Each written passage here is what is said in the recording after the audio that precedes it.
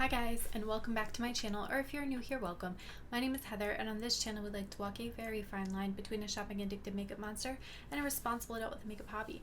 Now, I really enjoy eyeshadow singles, duochromes, multichromes, blush, highlight, lip gloss, basically everything except pressed glitter, and today we're going to be ranking my July palettes. So if that sounds like something you're interested in, stick with me, we're getting into it right now. So I only have 9 palettes for this month, but I did give everything a decent try and wanted to come back and kind of give you a follow-up. Coming in last place is this Profusion Dreamscape palette. Now, I have always loved the Profusion formula, so when I saw this new color story come out, it actually kind of reminded me of one of the old Menagerie palettes when they were makeup monsters, and it had this kind of like periwinkle blue purple and then like a fuchsia pink shade that really kind of drew me in. And when I swatched this palette out, I thought it looked really nice, but the pastel shades in here, which there are several, were very, very soft. Now, when I wore this to work, I actually felt like the colors really faded on me quite quickly, and the metallics didn't have any kind of sufficient like sparkle or interest to really kind of save the look for me. So this one really, really disappointed me. Next up is the Musée Beauty Triumph of Venus palette, and Musée Beauty I don't think is actually in business anymore. They were in the process of liquidating all of their palettes whenever I picked this and one other palette up. The other one I haven't tried yet. But this one I wanted to give a try too. I thought the blue, the black, this kind of like gunmetal-y gray silver shade were really, really pretty, and it's actually kind of similar to what I have on my eyes today, which is the Glamlight Hershey's Cookies and Cream palette. The video for this should be coming if it's not already up. But when I tried this one, I feel like the formulas are pretty like standard formulas. There wasn't anything really special or intriguing about the metallics. There wasn't any like duochrome quality or anything. And I feel like a lot of the indie brands are, first of all, several of them are bringing forward the same duochrome formula, which is fine, but they're bringing a lot of interest into these color stories that are kind of unique and different. So I really like the packaging. I love sort of the art history vibe of it, but the actual shadows inside, although it's an intriguing color story, are just kind of okay. So for me, it fell lower because of that. Next is the Sugar Pill 10th Anniversary Capsule Edition. Now, I haven't had a chance to play with this one for a while, so I did get this one back out, and I really liked the color story in here. The blue purples, like these two here, definitely really get to me. This blush is quite nice, although you can, of course, use it as an eyeshadow too. And then I really like this kind of sagey, light metallic green. I thought that was beautiful, washed all over the lid. Again, the metallics in here are not super special, so this palette kind of ranked a little bit lower for that reason, but I did like this color story and formula a little bit better than the Triumph of Venus. Next up is the Bad Side Zodiac Water Palette from Milk Cosmetics, and this one I definitely really liked. I like that we had this kind of like smoked out blue row here, and then you have a couple of teals, and then these very cool toned brown shadows. I thought that made for a really nice cohesive look. This kind of gives me like soft beachy vibes without being a little bit too bright and over the top. So I felt like it was really wearable, really appropriate kind of colors. I even wore this to work a couple of times. Again, this metallic here has a lot of really pretty sparkle in it that are different colors, so I think that gives it a lot of dimension, but the other metallics in here are pretty standard metallics. So that's why it came where it is. This next one upset me. It upset me a lot, and this is the Jolie Beauty Sirens palette. Now, this is the first thing I've picked up from Jolie Beauty, and the photos on their website made this look a lot like darker and more intense, and then the photos in person, it definitely looks a little bit like softer and lighter. Now, there are 4 pressed glitters in here, which automatically takes it down for me, and most of the metallic shades in here are a standard metallic.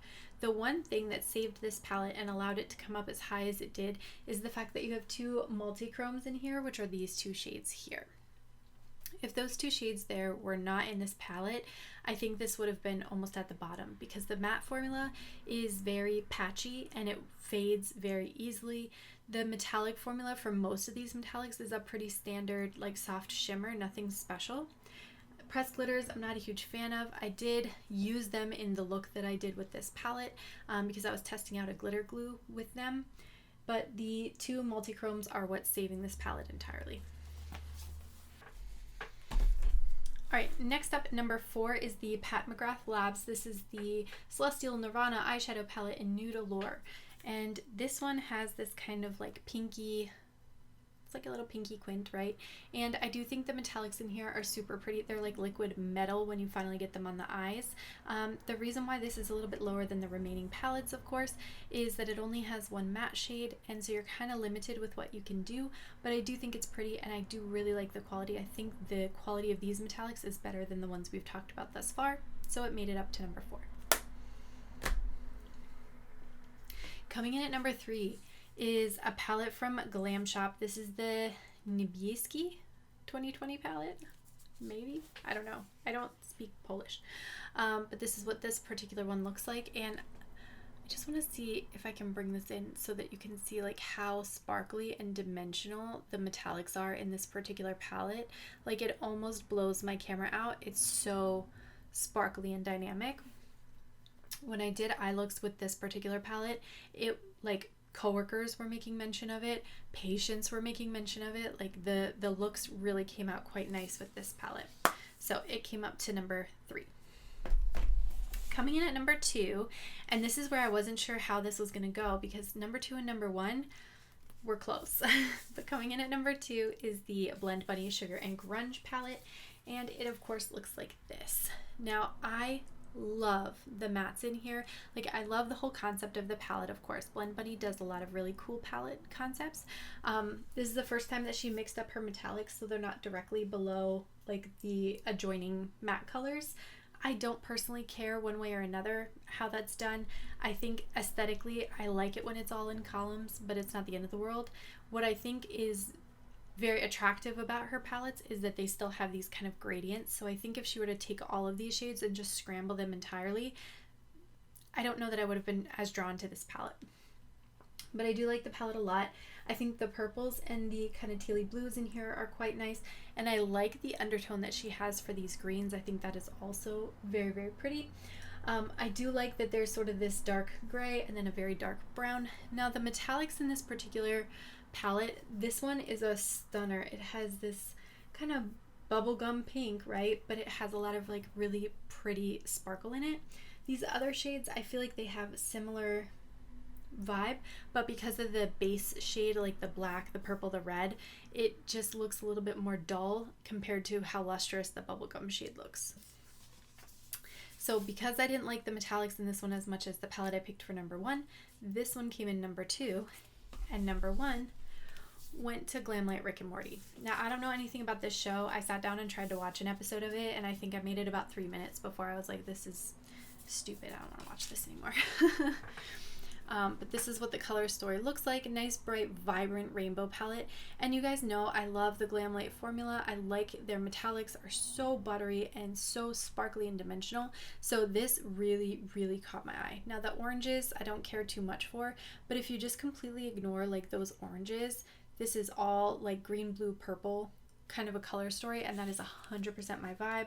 I do like the sort of space themed packaging here. And then as an aside, I'll mention that the highlighter trio is also, like, if you only get one thing from this collection, I would get the highlighter trio because this is actually really nice. So you can see, let me see, can I catch the colors? Yeah, you can kind of see here that this one's like a fuchsia to purple, this one's like an orange, gold, green, and then this one is definitely like on the blue side. But these are all really beautiful, and I love the way that they go onto the skin. I think they make really, really nice highlighters. The blue one, of course, I don't use as much as a highlighter because I do have to go to work, but I do sometimes tap it in the inner third of like just above my crease, and I do think that that adds a lot of nice sparkle and dimension to the looks that I'm doing. And then of course it'll catch light differently and show a slightly different color depending on the light.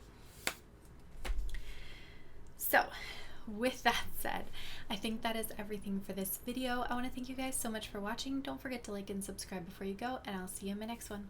Bye!